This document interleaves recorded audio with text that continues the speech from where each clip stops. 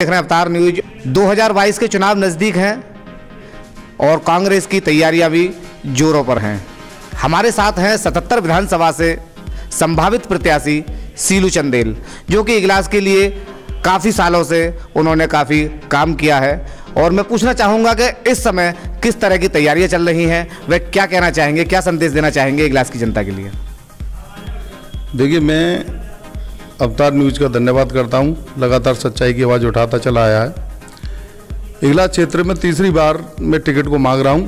अगर आला कमान का आशीर्वाद रहा और वरिष्ठ कांग्रेसियों का आशीर्वाद रहा तो शायद मेरी मेहनत पर इनको तरस आएगा और मुझे टिकट दिलाएंगे।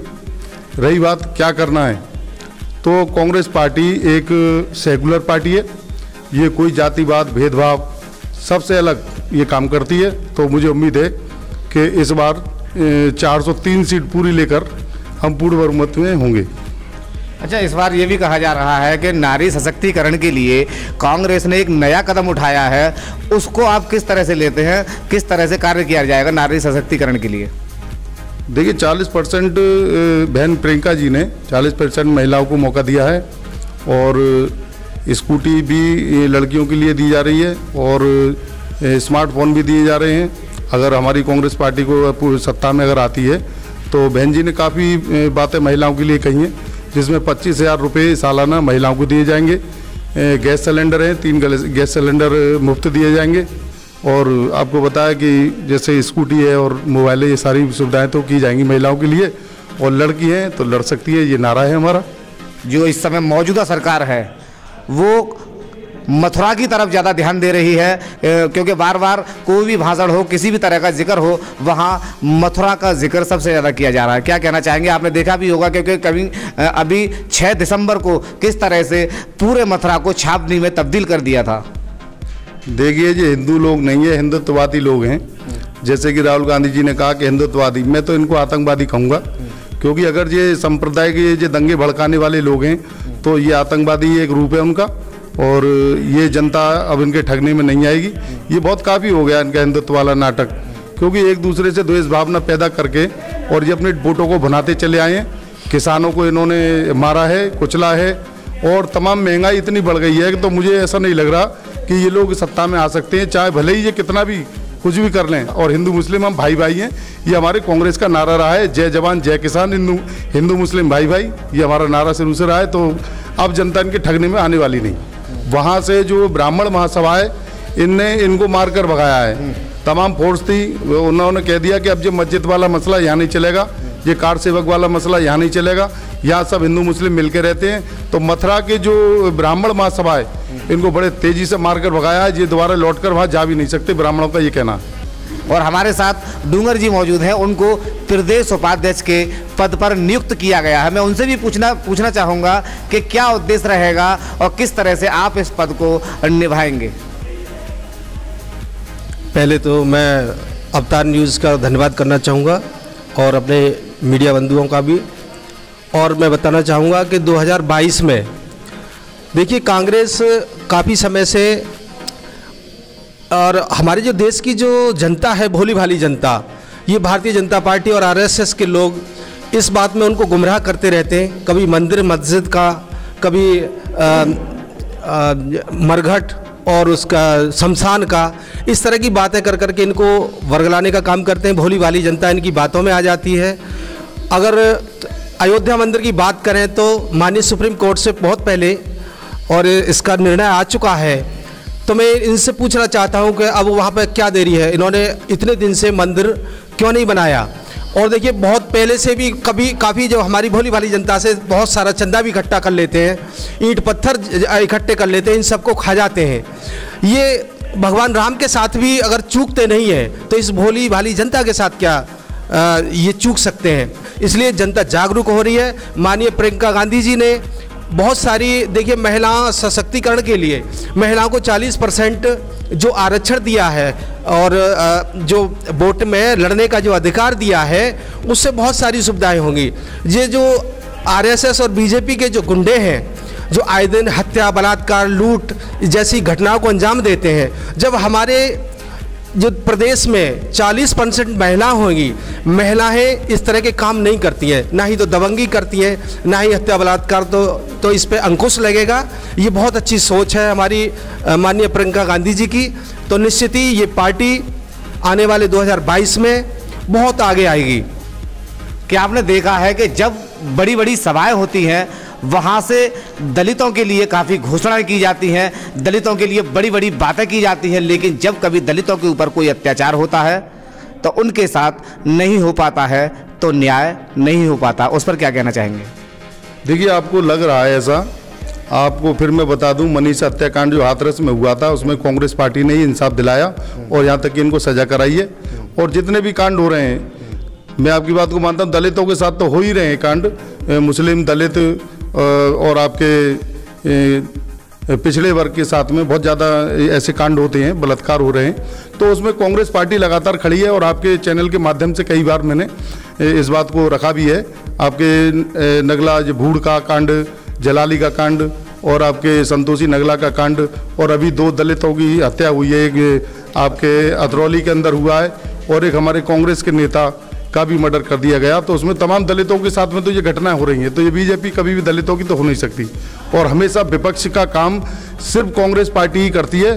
और सपा और बसपा मात्र 6 महीने के लिए ये लोग आते हैं और सिर्फ वोट उगाने का काम करते हैं और बीजेपी को जिताने का काम करते हैं। कांग्रेस पार्टी पूरे 4.5 साल से लेकर 5 साल तक विपक्ष की भूमिका बहुत मजबूती से निभाती आई है और निभा रही है आपके सामने। अच्छा, अगर ये भी देखा जाए कि कभी कभी ऐसा भी देखने के लिए मिलता है, क्योंकि कहीं ना कहीं देखिए डॉक्टर भीमराव अंबेडकर जो भारत रत्न है, उन्होंने संविधान को लिखा था। उस संविधान के ऊपर भी कभी आंच आने लगती है, कभी उनके कानूनों को बदला जाता है, कभी उनकी कापियाँ फाड़ दी जाती है सदन में। उस पर क्या कहना चाहेंगे आप? क्योंकि कहीं ना कहीं इस बार हमारे साथ सीलू चंदेल जो हैं 77 विधानसभा से संभावित प्रत्याशी भी हैं, तो ये पूछना लाजमी है क्योंकि दलित समुदाय से आते हैं और कहीं ना कहीं जब संविधान की बात आती है तो मैंने इनको देखा भी है, हर मंच से इनको दहाड़ते हुए, दलितों की आवाज़ को सुनते हुए। इस पर भी मैं पूछना चाहूँगा कि जिस समय संविधान को कापियाँ फाड़ी गई थी उस समय किस तरह का प्रतिरोध देखा गया था, वह क्या कहना चाहेंगे उस पर?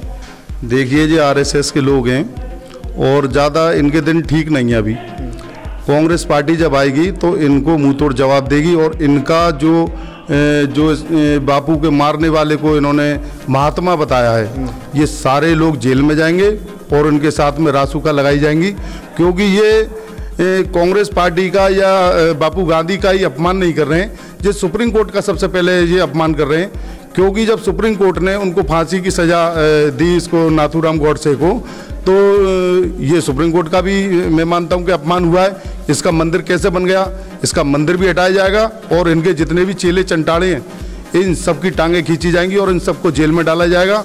चाहे वो गोली मारने वाले हों, पुतले तक को गोली मार रहे हैं, उनके ये नहीं देख रहे कि महात्मा गांधी जी ने देश के लिए क्या किया।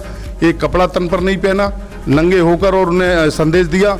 तो मैं ये कहता हूँ कि ये लोग ज़्यादा समय के मेहमान नहीं हैं। जैसे इनकी सरकार जाएगी इनको सबको जेल में डाला जाएगा। मैं उम्मीद करता हूँ कि ये 4 दिन की सरकार है, ये 70 साल तो राज नहीं करेगी, ये सब जानते हैं। ये कुछ दिन बाद इनके ऊपर रासुकाएं लगेंगी और इनको सबको जेल में डाला जाएगा, क्योंकि ये आतंकवाद का रास्ता ये युवाओं को भी दिखा रहे हैं और खुद तो ये आतंकवादी हैं ही। अच्छा, देखिए हमारे साथ डूंगर जी मौजूद है, मैं इनसे ही पूछना चाहूँगा क्योंकि आज इनको प्रदेश उपाध्यक्ष का पद सौंपा गया है, किस तरह से आभार व्यक्त करेंगे अपनी पार्टी का और वे अपने पदाधिकारियों का, क्या कहना चाहेंगे? मैं अपने शीर्ष नेतृत्व को, जो कांग्रेस पार्टी का जो शीर्ष नेतृत्व है, मैं उनका बहुत बहुत धन्यवाद और आभार व्यक्त करना चाहूँगा कि मुझे इस पद से जो सम्मानित किया गया है, और मेरा पूरा प्रयास रहेगा, जिस उम्मीद से उन्होंने मुझे ये पद सौंपा है, मैं पूरी लगन, निष्ठा, ईमानदारी के साथ काम करते हुए, और मैं कर भी रहा हूँ। वीरी सिंह बंजारा कहा जाता है इनको, इन्होंने भी बताया जाता है कि कांग्रेस के लिए काफ़ी मेहनत की है। और मैं इनसे ही पूछना चाहूँगा क्योंकि कहीं ना कहीं इस बार का जो चुनाव है बहुत ही कठिन और बहुत ही जटिल चुनाव माना जाएगा, इसमें क्या कहना चाहेंगे, कितनी सीट कांग्रेस सरकार को मिलेंगी, क्या कहना चाहेंगे इस पर आप? कांग्रेस हमेशा धर्म की राजनीति नहीं करती। कांग्रेस धर्मनिरपेक्ष राष्ट्र है। कांग्रेस ने हमेशा जो भाईचारा बनाया है, इस समय का जो चुनाव है वो चुनाव हम विकास के नाम पर लड़ेंगे। हमने 36 साल से कांग्रेस में नहीं है, लेकिन उसके बाद भी दलित, शोषित, मजलूमों की, अल्पसंख्यकों की, पिछड़ों की बात को हम आगे आकर के बुलंद करते हैं। अन्य पार्टियां भयभीत हो सकती हैं, लेकिन कांग्रेस कभी ना भयभीत हुई है और ना भयभीत रहेगी। आने वाले चुनाव में हमारा युवा वर्ग, हमारी जो 40% जो प्रतिज्ञा है हमें प्रियंका जी ने दी हैं, उन प्रतिज्ञा यात्राओं को लेकर के हम जन जन तक जा रहे हैं और जागरूकता पैदा कर रहे हैं। बाबा साहब अम्बेडकर ने जो नारा दिया था, उन नारों को हम साक्षात कर रहे हैं और बाबा साहब के मिशन को कांग्रेस के माध्यम से हम जो आगे बढ़ाने का काम कर रहे हैं, उससे देश विकसित होगा और बाबा साहब का जो मिशन है वह भी पूर्ण किया जाएगा। हम चाहते हैं कि हम कांग्रेस को आगे मजबूती के साथ ले जाएंगे और महिलाओं पर जो अत्याचार अन्याय हो रहे हैं उसके लिए हम सब मिलकर के संघर्ष करते रहते रहेंगे। और प्रियंका गांधी जी की दी हुई यात्रा, प्रतिज्ञा जो दी है हमें, हम को जन जन तक पहुंचा करके कांग्रेस को मजबूती प्रदान करेंगे। देखिए, आप देख रहे हैं कि किस तरह से ये सभी कांग्रेसी कार्यकर्ता, कांग्रेसी जो पिलर हैं वो किस तरह से मजबूत होते जा रहे हैं और किस तरह से शहर की जनता को एक तरफ जोड़ते जा रहे हैं। इसी में हमारे साथ मौजूद हैं कांग्रेस के और नेता। मैं उनसे ही पूछना चाहूँगा, क्या नाम है आपका, क्या पद है, क्या कहना चाहेंगे? मेरा नाम सागर सिंह तोमर है और मैं जिला उपाध्यक्ष हूँ और प्रदेश में पीसीसी भी हूँ, प्रदेश कांग्रेस कमेटी सदस्य। तो अभी मेरी मैसेज भी हैं जो दीदी ने, आप प्रियंका गांधी जी ने जो घोषणा की है 40% आरक्षण के लिए महिलाओं को मिलेगा, तो शहर विधानसभा क्षेत्र से मेरी वाइफ यज्ञा अग्रवाल ने भी टिकट मांगा है। और कहीं ना कहीं लगता है कि जो दीदी की जो घोषणा है जो है कि महिलाओं को और जो बच्चियां हैं जो स्कूटी और लैपटॉप इनके लिए प्रेरणा दी है, तो महिला आगे आएंगी और राजनीति में अपने सक्रिय काम करेंगी। तो ये थे हमारे साथ कांग्रेस के वो नेता जिन्होंने बीड़ा उठा रखा है कि हम कांग्रेस सरकार को आगे ले जाएंगे और कहीं ना कहीं कांग्रेस को फिर से उत्तर प्रदेश में विजयी बनाने का लिए कार्य करेंगे। तो बने रहे हमारे साथ। मैं हैप्पी राजा, अवतार न्यूज़ सहयोगी नितिन गुप्ता के साथ।